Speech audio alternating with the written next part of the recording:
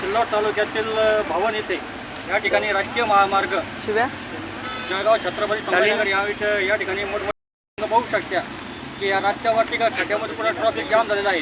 तर आपल्यासोबत आहे राहुल कुमार ताटे. बघा 753 या छत्रपती संभाजीनगर जळगाव महामार्गाचं काम गेल्या 8 वर्षापासून 2017 सुरू आहे.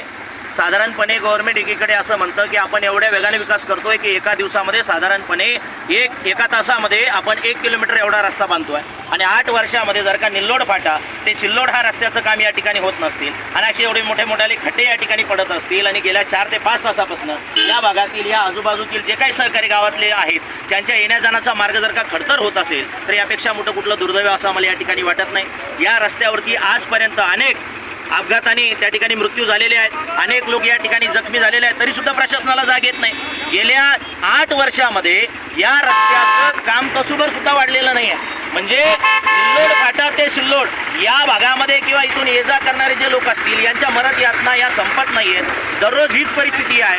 आज पाऊस पडला, या खड्ड्यामध्ये काही एखादं वाहन जर का अडकलं तर जवळपास 2-5 तास त्या ठिकाणी ट्रॅफिक जाम राहते. मग असं कोणतं डिजिटल विकास आहे? एकीकडे डिजिटल विकासाच्या गप्पा मारायच्या आणि दुसरीकडे जर का अशा प्रकारची परिस्थिती निर्माण होत असेल तर यापेक्षा मोठं दुर्दैव कुठलं असेल असं मला या ठिकाणी वाटत नाही. त्यामुळे शासनानं तातडीने याच्याकडे लक्ष दिलं पाहिजे. नॅशनल हायवे ऑथॉरिटी ऑफ इंडियाचे जे काही लोक असतील ते जळगावला बसतात, धुळेला बसतात. तिथं त्यांचं ऑफिस आहे, हेड ऑफिस धुळेला आहे. इथे येऊन त्यांनी बघितलं नाही. इथल्या हे जे काय तत्कालीन खासदार होते, इथले जे आता जे काही आमदार आहेत, मंत्री आहेत, यांच्या कमिशनमुळं आतापर्यंत जवळपास 3 कॉन्ट्रॅक्टर या रस्त्याला सोडून गेलेले आहेत. 4था कॉन्ट्रॅक्टर काम करतो असं दाखवतो आहे. इथं फक्त क्रशिंग चालू असलेले दिसले, पुढे पेट्रोल पंपाच्या समोर क्रशिंग चालू असलेले आपल्याला दाखवलं जातं, परंतु प्रत्यक्षात मात्र काम होताना आपल्याला या ठिकाणी दिसत नाहीये. तातडीनं सरकारने याच्याकडे लक्ष दिलं पाहिजे आणि तातडीनं या रस्त्याचं काम त्या ठिकाणी पूर्ण केलं पाहिजे. अशा प्रकारची मागणी आम्ही राष्ट्रवादी काँग्रेस पार्टीतर्फे या ठिकाणी करतो आहे.